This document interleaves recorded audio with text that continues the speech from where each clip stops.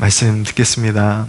여러분, 구원이라는 것은 무엇입니까? 사단의 권세 아래 결박되어서 영적인 부자유함 가운데 얽매여 있던 그 모든 것들에서 풀어지는 것을 의미하는 것입니다. 물론 가장 궁극적인 것은 우리 죄사함 받고 천국 가는 것이죠. 그것이 구원의 골자이지만 우리가 신앙을 소유하는 순간부터 사단에게 빼앗던 영적 자유함을 되찾아오는 것이 구원이기도 한 것입니다. 죄와 죽음과 우리를 올가매던 그 모든 것들 아래서 우리를 자유케 하시는 것이 예수 그리스도의 복음인 것입니다. 갈라디아서에 보면은 그리스도께서 우리를 자유케 하셨다라는 말씀이 나오는데, 그러므로 너희가 다시는 종의 멍에를 매지 말라라고 그렇게 당부하고 계십니다. 그럼에도 불구하고 이상하게 우리는 하루 종일 뭔가에 매여 살아가곤 합니다. 온갖 풀리지 않는 문제와 암담한 내일들을 생각하면서 스스로 자꾸 뭔가 올가매고 매이고 불편하고 걱정과 근심 가운데 그렇게 매어 살아갑니다. 사실은 이것이 믿음의 문제입니다. 그리스도 안에서 약속된 놀라운 복음의 능력을 우리가 자꾸 망각하기 때문에 믿음을 발휘하지 못해서 자꾸 자신을 그렇게 사단의 속삭임에 매어 놓는 것이죠. 그러나 여러분, 우리가 영적인 싸움에서 전제 조건은 무엇이냐면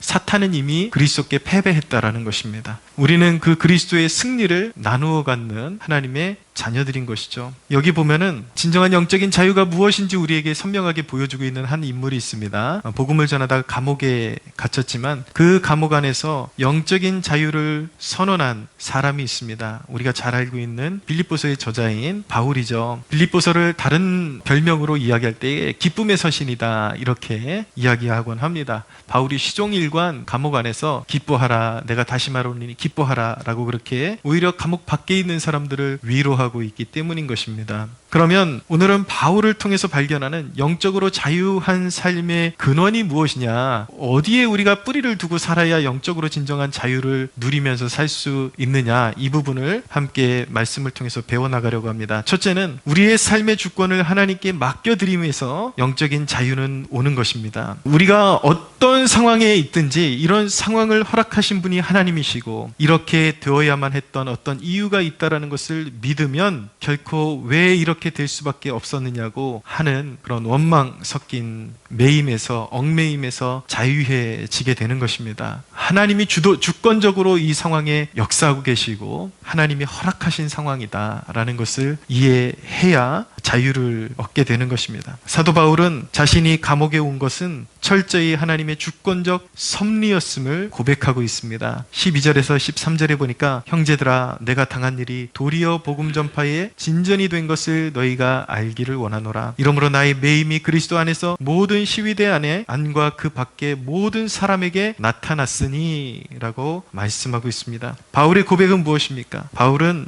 자신이 당한 이 불미스러워 보이는 일이 오히려 복음 전파의 진전이 되었다라고 고백하고 있습니다. 진전이 되었다, 진보가 되었다, 앞으로 나아갈 수 있는 도약의 발걸음이 되었다라는 그런 의미죠. 여러분, 우리 삶의 그러한 진전이 우리가 바라는, 그리고 예상했던 상황 속에서만 이루어지는 것은 결코 아닌 것입니다. 바울을 보면서 우리가 깨달을 수 있는 것은 오히려 사도 바울이 감옥에 투옥되는 것을 통해서 복음의 영역이 확장되었다라는 것을 알게 됩니다. 바울이 로마로 호송되면서 바울을 호송했던 그런 백부장과 그리고 병사들, 그리고 바울과 함께 배가 깨지는 유라굴로 광풍에서 위기를 만나면서 하나님의 위력을 경험했던 그 사람들에게, 또 멜리데 섬에 이렇게 떨어지게 되면서 그 섬 안에 있는 원주민들에게, 바울 한 사람이 옥살이를 하게 되는 그 과정 가운데 얼마나 많은 일들이 일어나는지 모릅니다. 또 감옥에 갇혔을 때 시위대 안에 있는 간수들에게, 또 그것에 연루되어 있는 로마 제국의 고위직들에게 복음이 증거되게 된 것입니다. 바울이 그 과정을 통해서 총독 앞에 서고, 또 이 이후에 이제 가이사 앞에 호소해가지고 그 과정 가운데 로마의 고관들과 만나게 되면서 시종일관 복음의 문이 활짝 열리고 복음이 확장되어져 나가는 것을 바울이 보게 된 것입니다. 생각해 보십시오. 보십시오, 여러분. 평범한 사람이 어떻게 로마의 고관들을 그렇게 일일이 만날 수가 있겠습니까? 어떻게 이렇게 가장 확고하게 로마의 고귀한 상류층들이나 아니면 고관들에게 뿐만 아니라 시위대 안에 평범한 사람들과 간수들과 온갖 부류의 사람들에게 어떻게 그렇게 사도 바울이 폭넓게 만날 수 있는 기회가 생길 수 있었겠습니까?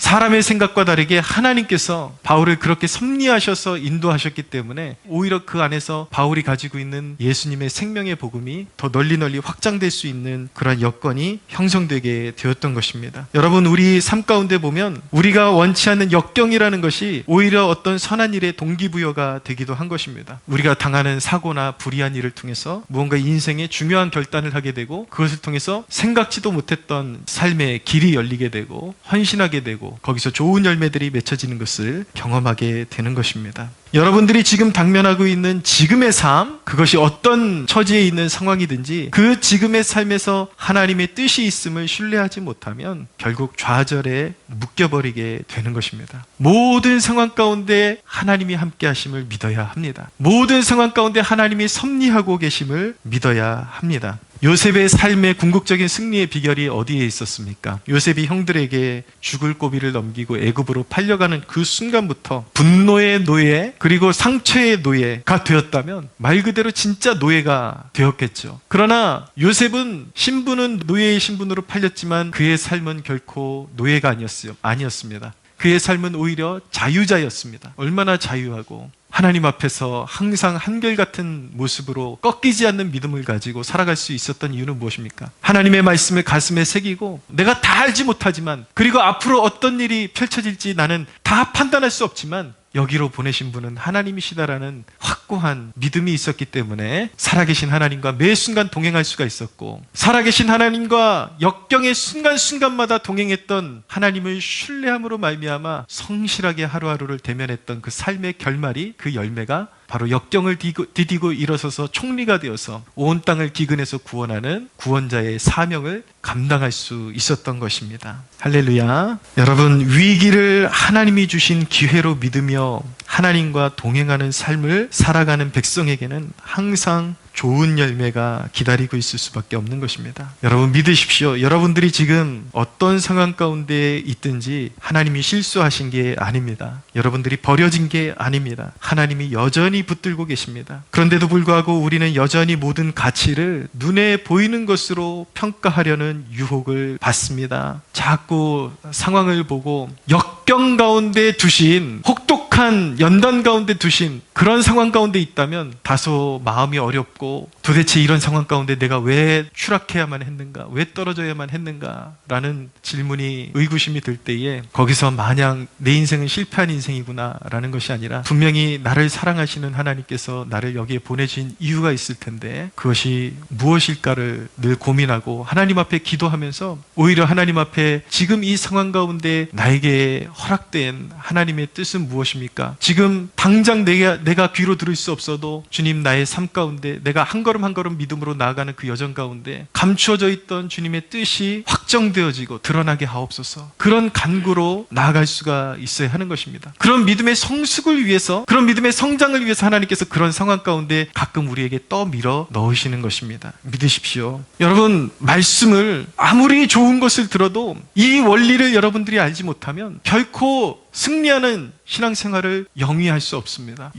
이 세대의 난제가 무엇입니까? 너무나도 다양한 설교자들이 너무나도 많습니다. 유능한 설교자들이 너무 많습니다. 사람들은 어떻게 해서든 유능한 설교자의 설교를 듣기 위해서 찾아다니고 인터넷으로 찾아다니고 또 교회를 찾아다닙니다. 그런데 여러분 질문하고 싶은 것은 그것입니다. 우리 안에 진정한 신앙이라는 것은 어디서 이루어지는 것입니까? 그냥 유능한 설교자의 설교만 들으면 탁월한 설교만 들으면 신앙이 거저 성장하는 것입니까? 그렇지 않습니다. 그 말씀이 숙성되는 공간이 어딘가 그것을 질문해야 하는 것입니다. 우리에게 뿌려진 생명의 말씀이 자리 잡고 적당한 온도에서 그것이 터져 나오고 열매가 되려면 반드시 역경이라는 것이 필요한 것입니다. 그런데 여러분, 오늘날 많은 사람들을 보십시오. 설교는 귀한 것을 찾아다니고 너무나도 유명한 사람들을 찾아다니고 끊임없이 찾아서 듣고 너무나도 많이 듣고 지식은 쌓아가긴 하지만 문제는 무엇이냐면 무르익지를 못합니다. 왜냐하면 말씀을 듣는 건 좋아하지만 연단은 싫어하기 때문인 것입니다. 교회가 조금 어려운 일이 생기면 자리 피해버리고. 여러분, 왜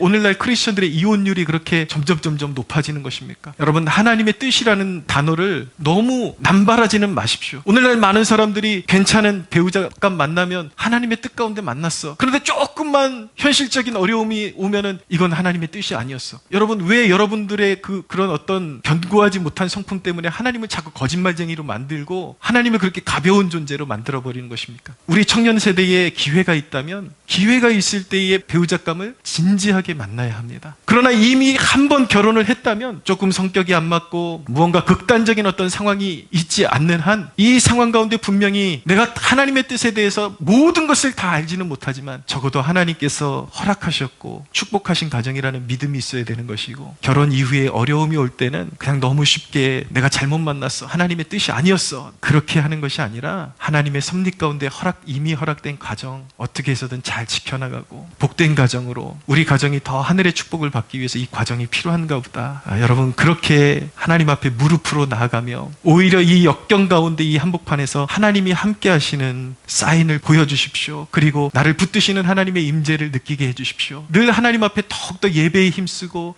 기도에 힘쓰고 나를 붙드시는 하나님 안에서 어떻게 해서든 가정과 나에게 허락된 삶의 지경들을 잘 보존하고 지켜나가려고 하는 그런 몸부림이 필요한 것입니다. 할렐루야. 조금만 어려움이 생기면 또 도망가고 언제 열매 맺습니까? 언제 인생의 진짜 중요한 교훈을 배울 것입니까? 아닙니다. 무르익어야 합니다. 성장해야 합니다. 이겨내야 합니다. 사람들은 더 많은 기회, 더 좋은 기회 속에서 살아가는 사람들을 성공했다라고 판단을 하고 그렇지 못해 보이는 경우를 실패했다라고 단정하며 살아갑니다. 그런데 여러분, 그것이 진실이라면, 진리라면 그럼 왜 성경은 예수님 때문에 감옥에 갇힌 사람이 주인공일까요? 물론 성경의 진정한 주인공은 예수 그리스도이지만 그가 이 역경 가운데 이 믿음의 사람들이 역경 가운데 주님을 버리지 않았기 때문에 그 믿음을 지켜냈기 때문에 오늘날까지도 성경에 기록되어서 주님이 그들을 높여주시고 우리가 우러러 볼 만한 신앙인으로 자리 잡게 된 것이죠. 하나님이 높여주시는 사람들은 어떤 사람들입니까? 사회 속에서 그냥 단순히 눈에 보기에 성공한 사람들입니까? 아니지 않습니까? 오늘 그 그리스도의 복음 때문에 감옥에 갇혀있는 이 한 사람을 영원토록 주님께서 높이 드시고 이들의 삶을 봐라, 이것이 바로 하나님의 존전 앞에서 성공한 사람들의 삶이다 라고 말씀하고 계시지 않습니까? 여러분, 우리가 진정으로 이 세상을 잘 살았는지에 대한 평가, 그것은 주님 앞에서 역사적 평가가 판결해 줄 것입니다. 누가복음 16장에 보면은 부자와 거지 나사로에 관한 말씀이 나오잖아요. 부자는 이 땅에서 떵떵거리며 살지만 하나님을 외면하며 살았습니다. 가난한 자를 외면하며 무시하며 살았습니다. 거지 나사로는 진물이 나고 피부에서 개가 핥아될 정도로 비참한 삶을 살았지만 이 땅에서 주님을 사모하며 살았고 고난을 묵묵히 견디면서 그러면서도 믿음에 변치 않는 삶을 살았습니다. 죽은 이후에 어떻게 됐습니까? 부자는 영원토록 꺼지지 않는 지옥에 떨어지게 되었고 이 땅에서 잠시 고난에 있었던 거지 나사로는 아브라함의 품에 안겨서 영원토록 주님과 함께 동행하는 축복을 누리게 된 것입니다. 여러분, 누가 잘 살았다라는 평가가 기준이 무엇입니까 도대체? 우리가 예수 믿는다고 하면서 아직까지도 세상적인 그런 안목으로 그것을 평가해야만 하겠습니까? 진실을 볼 수 있는, 진리를 볼 수 있는 눈이 여러분들에게 열려지기를 축원합니다. 성경은 분명히 세상이 전부인 것처럼 사는 사람이 아니라 고난과 멸시가 있는 세상 속에서 믿음을 지키는 사람을 성공적인 삶이라고 평가하고 계십니다. 여러분들의 삶의 주권을 하나님께 올려드리십시오. 하나님께서 허락하신 이유가 있기 때문에 내가 지금 이곳에 있다. 그 믿음이 있는 사람은 결코 영적인 자유함을 빼앗기지 않을 것입니다. 두 번째로, 하나님의 뜻이 있어서 이 자리에 사명자로 세우셨음을 믿는 것에서 영적 자유함이 오는 것입니다. 요 근래 여러분, 정치인들 하는 행태를 보면 큰 소리는 늘 빵빵 치는 것 같지만 얼마나 사람의 인기와 욕먹는 것에 쉽게 흔들리는 모습을 보입니까? 그들에게 진정한 이념이 있습니까? 사명이 있습니까? 그런 사람을 찾아보기가 너무나도 힘듭니다. 여러분, 뜻이 있으셔서 나를 여기에 세우셨다라는 그 믿음이 있어야 합니다. 사명자로 세우셨다. 사람에게 잘 보이고자 함이 아니라 여기 세우신 사명이 무엇인가를 먼저 고민하게 하고 하나님께만 복종하게 하는 그 원동력이 바로 사명을 생각하는 것입니다. 하나님이 나를 여기 세우셨다라는 그 믿음을 갖는 것입니다. 바울이 감옥에 갇힌 자신의 모습에 열등감을 가졌더라면, 그리고 밖에서 조롱하는 사람들의 비위를 맞추려고 했더라면 순전한 예수 그리스도의 복음을 지켜내지 못했을 것입니다. 이 사람들에게 조금 맞추기 위해서 이렇게 말했다가 저 사람들에게 맞추기 위해서 이렇게 조금 수정했다가, 바울이 그런 식으로 살았더라면 오늘날 우리에게까지 온전한 복음이 선포될 수 있었겠습니까? 그러나 바울은 자신이 어디에 있든지 복음을 지켜내기 위한 사명자로 세움을 받았음을 인식했습니다. 14절에서 17절을 잠깐 보시면, 형제 중 다수가 나의 매임으로 말미암아 주 안에서 신뢰함으로 겁없이 하나님의 말씀을 더욱 담대히 전하게 되었느니라. 어떤 이들은 투기와 분쟁으로, 어떤 이들은 착한 뜻으로 그리스도를 전파하나니 이들은 내가 복음을 변증하기 위하여 세우심을 받은 줄 알고 사랑으로 하나 그들은 나의 매임에 괴로움을 더하게 할 줄로 생각하여 순수하지 못하게 다툼으로 그리스도를 전파하느니라. 여러분, 바울이 감옥에서조차 진리에 대한 확신을 가지고 담대함을 잃지 않으니까 어떤 열매들이 있습니까? 당시 로마에 있던 선한 형제들이 오히려 바울의 그런 꿋꿋한 모습을 보고 용기를 받고 자극을 받아서 오히려 담대한 복음의 증인이 되었다라고 말씀하고 있습니다. 한 사람이 고난을 받을 때 꺾이지 않고 내가 이렇게 초라해졌을지라도 이것이 내 삶의 전부가 아니라, 내 주안점이 아니라 나에게 하나님께서 주신 사명, 예수께서 나에게 주신 사명이 내 삶의 중심이다 라는 그런 확고한 믿음이 있었기 때문에 그 선한 영향력이 오히려 바울을 보면서 복음은 진리구나, 예수 그리스도는 진리시고 진정으로 환경에 매이지 않고 영적 자유함을 주시는 분이구나, 형제들이 깨닫고 도전을 받고 오히려 바울과 같이 똑같은 고난을 받게 될지라도 두려워하지 않고 분명히 부활이 있기에, 영원한 생명이 있기에 이 고난이 헛되지 않다라는 그 믿음 가운데 확신해져서 그 고난 가운데 함께 참여하는 그런 복된 열매로 이어질 수 있었던 것입니다. 바울을 경쟁자로 보았던 불의한 자들이 착하지 못한 뜻으로 바울을 격동질시키면서 전도 활동을 했지만 그럼에도 불구하고 바울은 감사할 수 있었습니다. 여러분, 여느 사람 같으면 실족했을 거예요. 내가 주님 뜻대로 산다고 그렇게 열심히 살았는데 내가 여기 와가지고 이렇게 초라해지고 사람들이 나를 어떻게 생각할까? 저 사람들이 나를 이렇게 업신여기니 내가 무슨 자존심으로 여기서 이렇게 살아갈 수 있을까? 아마 많은 사람들이 실족했을 것입니다. 그러나 다른 많은 사람들이 뭐라고 하든지 이길 수 있는 힘은 이 일을 위한 사명자라는 확고한 그 자기 정체성에서 비롯되는 것입니다. 사람들은 항상 처한 상황에서 자기에 대한 가치를 찾습니다. 그러나 바울은 주신 사명에 자기의 가치를 두고 있는 것입니다. 사람들은 남들이 가진 것, 남들이 가진 좋은 환경이나 좋은 집, 좋은 학구열, 아니면 좋은 차, 이런 것들, 이런 더 좋은 것들에 관심을 가지고 가치를 두니까 그 사람들만큼 살기 전에는 나는 하나님께 결코 집중할 수 없어 라는 태도를 갖고 살아가다가 결국은 세상에 매여서 세상의 종로를 타다가 영원한 멸망을 자처하게 되는 것입니다. 그러나 그리스도인의 삶의 가치는 저 사람도 있으니까, 저 사람도 좋게 살아가니까, 남이 있으니까 이것이 아니라 자기 형편껏 그리고 가치에 의해서 소비를 하고 사명에 집중하며 살아야 하는 것입니다. 하나님이 주신 만큼 감사하며 살아가면 되는 것입니다. 중요한 것은 사명을 붙드는 삶을 살아가는 것입니다. 할렐루야. 세우신 뜻을 먼저 생각하니까 바울은 매이지 않았습니다. 그러니까 소신 있는 삶이 가능해졌던 것이죠. 갈라디아서 1장 10절에 보면 내가 사람들에게 좋게 하랴, 하나님께 좋게 하랴, 사람들에게 기쁨을 구하랴, 내가 지금까지 사람들의 기쁨을 구하였다면 그리스도의 종이 아니니라 라고 선언하는 것입니다. 사랑하는 여러분, 남들처럼 되려고 하지 말고 여러분들의 부르심을 따라가는 복된 백성들 되시기를 축복합니다. 그러면 비교의식이나 초조함 따위 이런 것들에 매이지 않게 될 것입니다. 하나님이 주시는 영적 자유함 가운데 살아가는 축복을 누리게 될 것입니다. 세 번째로, 궁극적 삶의 목적을 붙드는 것에서 영적인 자유함이 오는 것입니다. 16절에서 18절을 보십시오.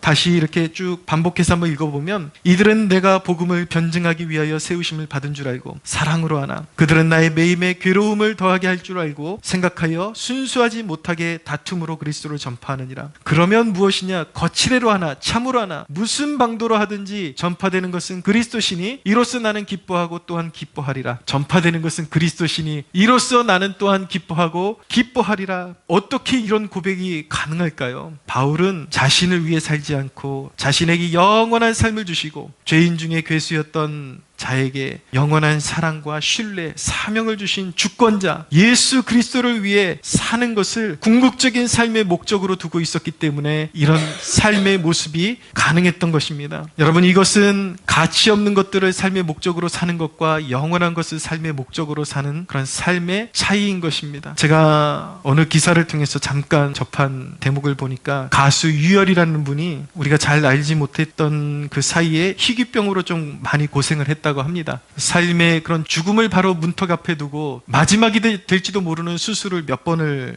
해야 했다고 했는데 완치가 어려운 병인 것이죠. 근데 그의 고백은 이전에도 신앙을 가지고 있었지만 돌아볼 때에 지금까지는 온전히 주님을 위해서 살아왔던 것이 아니라 세상만 알고 살았는데 이 유열이 그렇게 하나님 앞에 간구했다라는 것입니다. 이제부터는 진짜 그리스도인으로 살아갈 기회를 주십시오, 하나님. 내가 이전에 교인이라는 이름은 타이틀은 가지고 있었지만 진짜 그리스도인으로 살지 못했습니다. 교회는 다녔지만 여전히 세상 사랑하고 세상 것이 전부인 줄 알고 살았는데 주님, 조금만 더 기회를 주십시오. 내가 진짜 그리스도인으로 살아갈 수 있는 기회를 주십시오. 그런 절박함을 가지고 몇 번의 수술을 그렇게 통과하면서 지금 주님 앞에 남은 삶, 언제까지인지 모르겠지만 그 남은 삶을 온전히 주님께 드리기 위해서 그렇게 헌신하며 살아가고 있다는 그 고백을 보게 되었습니다. 여러분, 왜 사람은 가장 소중한 것을 꼭 죽음의 문턱에 가야만 깨달을 수 있을까요? 여러분, 극단적인 아주 극도의 역경, 죽음의 그림자가 드리워질 정도의 그런 역경이 삶 가운데 다가오면 우리가 이 땅을 살아오면서 추구했던 많은 것들이 진정으로 헛되고 헛된 것들이었다는 것을 비로소 뒤늦게 깨닫게 되는 것입니다. 인생의 가장 소중한 것은 예수 그리스도 한 분이었다는 것을 뒤늦게 깨닫게 되는 것입니다. 여러분에게 지금 가장 소중한 하나님께서 여러분들에게 허락하신 기회를 지금 살아가고 있는 것입니다. 여러분들에게 주어진 이 시간 하루하루가 사실은 죽음이 여러분들의 삶의 문턱 앞에 이르게 되었을 때 얼마나 소중한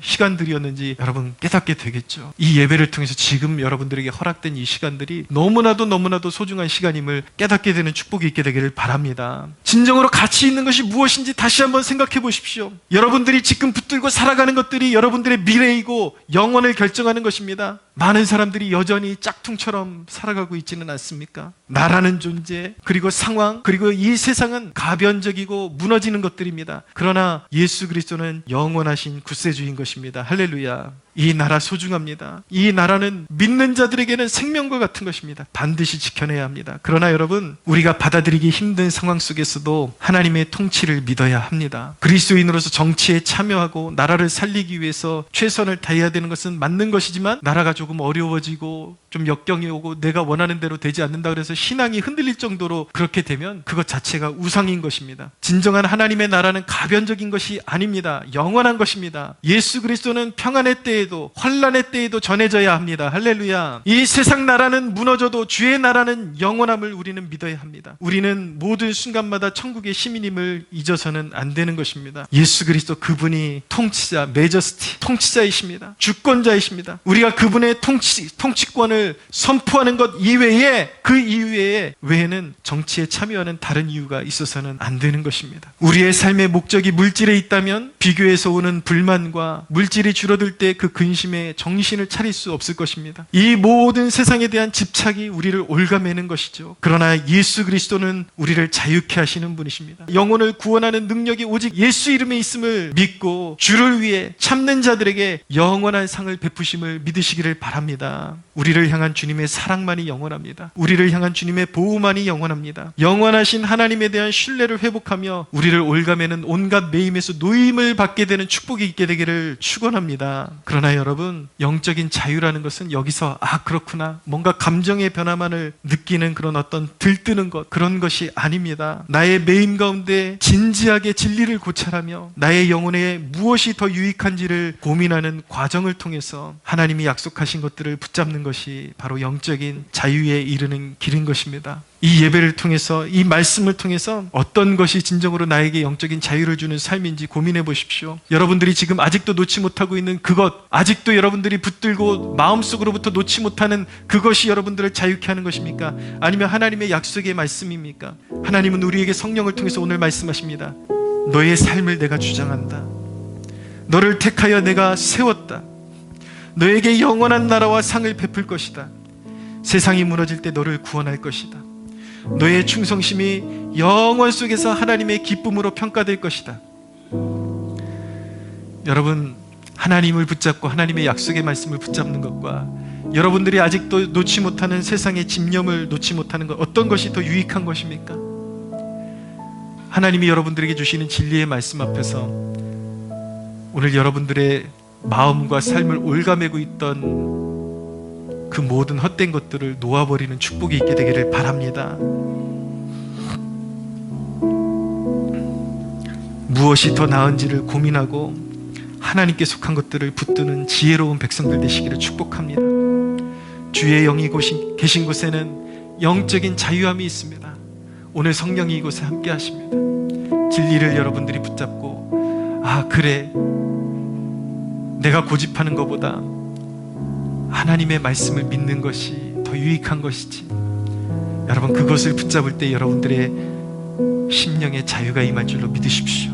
오늘 그 자유가 여러분들의 삶 가운데 임할 줄로 믿습니다. 할렐루야. 우리 함께 기도하기를 원합니다. 하나님, 나의 묶음이 풀어지기를 원합니다. 여전히 물질적인 가치관에, 세상 염려에 묶여있는 내 자신을 발견합니다. 아직도 하나님께서 원치 않는 것들을 붙잡고 부자유한 내 모습을 바라봅니다. 하나님, 역경을 허락하신 그 하나님의 뜻을 깨닫지 못하고 여전히 원망과 불신과 두려움 가운데 살아가는 내 모습을 발견하게 됩니다. 하나님, 불쌍히 여겨주시고 약속의 말씀을 믿게 하여 주시옵소서. 나를 붙드시고 나를 자유케 하시고 영원한 상급을 주시고, 그리고 어떤 상황 속에서든지 믿음을 가지고 하나님과 동행하면 반드시 좋은 열매로 바꿔주실, 전화위복시켜 주시는 하나님이신 줄로 믿고 나아갑니다. 하나님, 나의 삶에 올가매는 모든 것들을 풀어주십시오. 우리를 진리로 자유케 하여 주시옵소서. 우리 함께 한 목소리로 기도하겠습니다. 주여 부르짖고 기도합니다. 주여.